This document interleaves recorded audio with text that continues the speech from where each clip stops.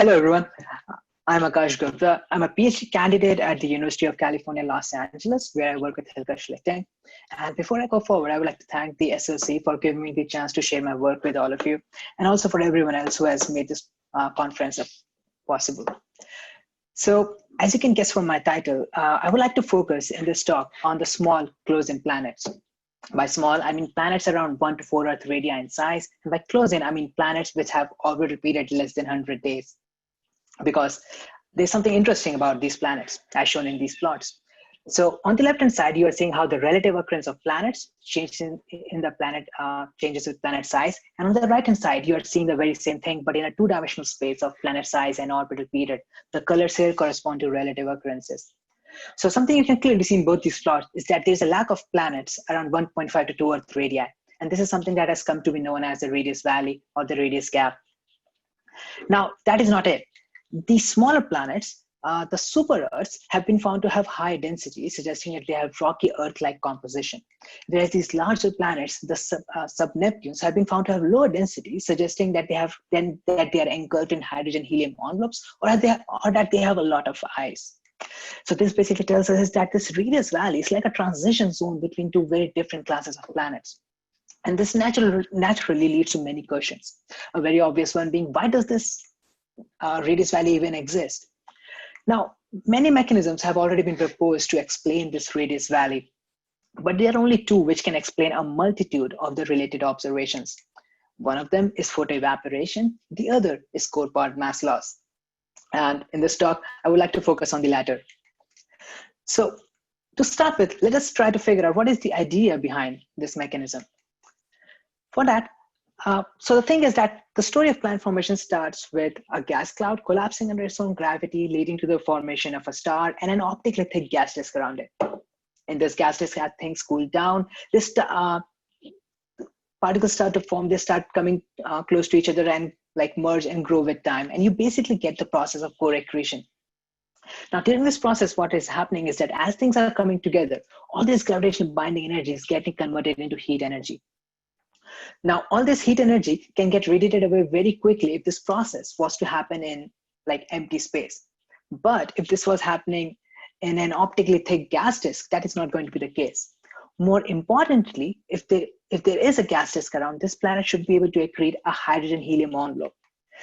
And when this envelope becomes optically thick, it is this envelope that will then regulate any energy loss from this core. And so basically, it will act as a thermal blanket for the planet, allowing it to stay like warm and cozy for a much longer time than what you would otherwise predict. And it is this primordial energy from formation that can come into play at a later point of time in driving atmospheric mass loss via a Parker-type hydrodynamic outflow. And as you follow a planet's evolution in this manner, a planet can either become a super Earth or a sub-Neptune, depending on if it holds on to its atmosphere or not. And this is the idea behind the core part mass loss.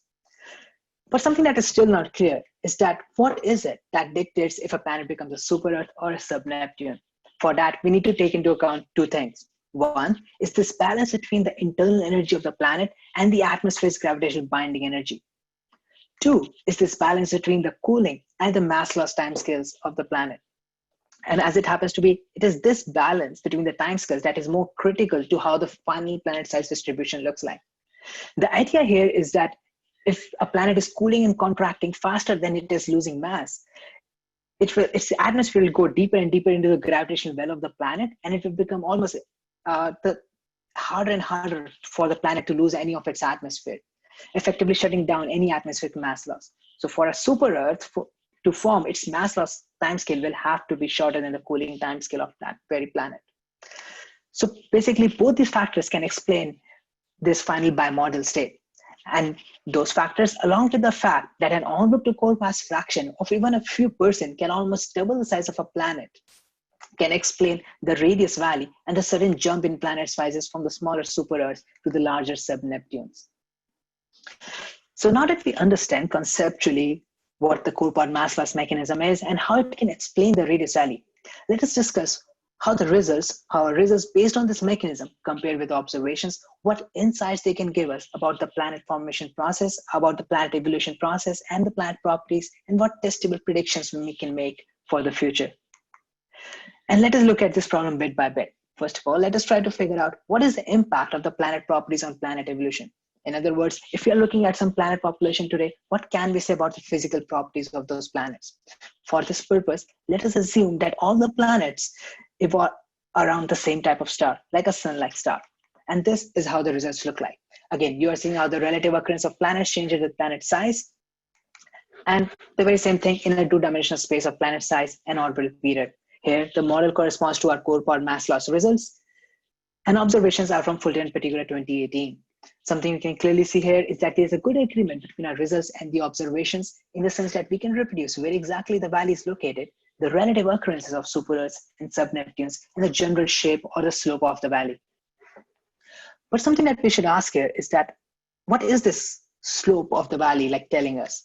Or like what insight is the location of the valley giving us? Why is it at this particular point? What do these aspects of the planet population tell us about the planets that we are observing today?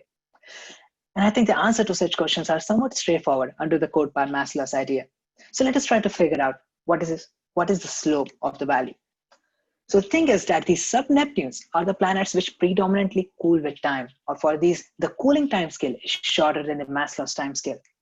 Whereas these super-Earths are the planets which predominantly lose mass with time, or for them, the mass loss time scale is shorter than the cooling time scale. This is telling us is that it is this balance between these two time scales which tells you where a planet ends up. Basically, we should be able to figure out the slope by equating these two time scales. Now, another interesting bit about this mass loss time scale here is that it has an exponential dependence on certain parameters.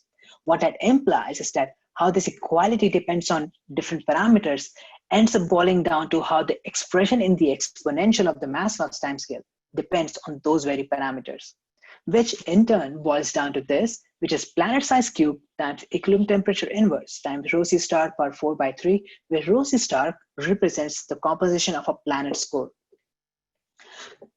So now that we know that we can figure out the slope of a valley by evaluating this expression, and because we want to figure out the slope in the planet size orbital period space, we can substitute orbital period in place of equilibrium temperature, and that gives us a slope of -0.11, which is in excellent agreement with observations where values of -0.09 and -0.11 have been reported. Now, another interesting thing that this exponential expression tells us is that the location of the valley depends on the core's composition. And this helps us in predicting that the planets that we are observing today should have Earth-like core composition on average. Similarly, we can also talk about other planet properties, but let us move on to the other piece of the puzzle, which is that what is the impact of the stellar properties on planet evolution? Now, so far, we have the results that I've shared assume that all planets are revolving around the same type of star. But of course, that is not reality. And it is very much expected that the stellar environment should be playing a critical role in a planet's evolution. So let us see what we can comment in this direction. So for now, we'll start assuming that the stellar properties can vary, and we'll do that by modeling the stellar distribution after the observations, in this case, the CKS dataset, so that we can directly compare our results with them, or by varying individual stellar properties like stellar age to figure out how these individual properties affect the planet evolution process, while keeping everything else the same. And to start with, this is how the relative occurrence of planets looks like in the planet-sized stellar mass space. On the left-hand side, we have a model that is a CKS where the stellar distribution is modeled after the CKS dataset. And on the right-hand side, the observations based on the CKS dataset. Something again you can see here is that there is a good agreement between our results and the observations as reported by different studies. The reason behind this agreement here is that the core part mass loss depends on the stellar bolometric luminosity, because that dictates the outer boundary conditions of the planets. And the stellar luminosity and the mass are directly correlated as given in this expression, where, for instance, alpha for the CKS dataset is 4.6. So what is really happening here is that more massive and more luminous stars have planets on average at higher planetary equilibrium temperature, and so even more massive or larger cores are susceptible to complete atmospheric mass loss, and that is why as you go towards more massive stars, the valley moves up in planet size. Something you can also notice here is that there is a slope to the valley in this space. And the thing is that using the very same arguments that we used only a few slides back, we can again estimate the slope in this parameter space also, which gives us that the slope should be 3 alpha minus 2 by 36 where alpha is the exponent in the mass luminosity relation, which gives us a value of 0.33 for the observations at hand. And this, again, is in good agreement with observations as reported by, again, Wu 2019 and Fulton Pettigrew 2018. This also brings us to another prediction of the core part mass loss, which is that the radius valley in the planet-sized stellar mass space is a function of alpha, alpha being the exponent in the mass luminosity relation. Because the core part mass loss really depends on the stellar bolometric luminosity. Now, in a very similar way, we can also talk about how the planet size changes with stellar age. That is what is shown in these plots. So the relative occurrence, how the relative occurrence changes in planet-sized stellar age space in a two-dimensional plot. And on the right-hand side, you are seeing the histograms for the same at 3 different ages. So what you're basically seeing here is that planets around older stars get more time to cool and lose atmosphere. And so you find smaller sub-Neptunes and a high relative abundance of super-Earths around older stars. But the thing is that with core part mass loss, the mass loss rate depends on the internal luminosity of the planet also. And that is why sub-Neptunes become super-Earths on timescales of giga-years, as can be seen in this plot, which is different from what, for instance, someone would expect from photoevaporation models.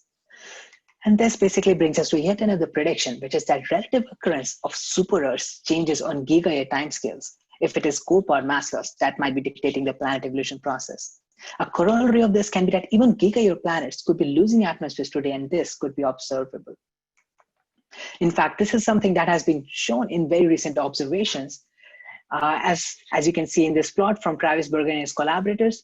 So the green histogram here corresponds to the planets younger than 1 gigayear, whereas the purple one corresponds to planets older than 1 gigayear. And you can clearly see an increase in the relative abundance of super-Earths on this gigayear timescale, which is in agreement with our predictions. And similarly, we can also talk about how things change with other stellar properties, but for those details, I would refer you to our papers. So to summarize this talk, we have recently found this lack of planets in the distribution of small close-in, which separate like super-Earths and sub-Neptunes. And the thing is that the core part mass loss mechanism can explain the origin of this radius valley as a byproduct of planet formation, even without photoevaporation or any other mechanism. And using this method, we can not just reproduce and explain the observations at hand, but we can also present testable predictions, which can be used for future observations. And that is it from me. Thank you so much, and I'll be happy to answer any questions.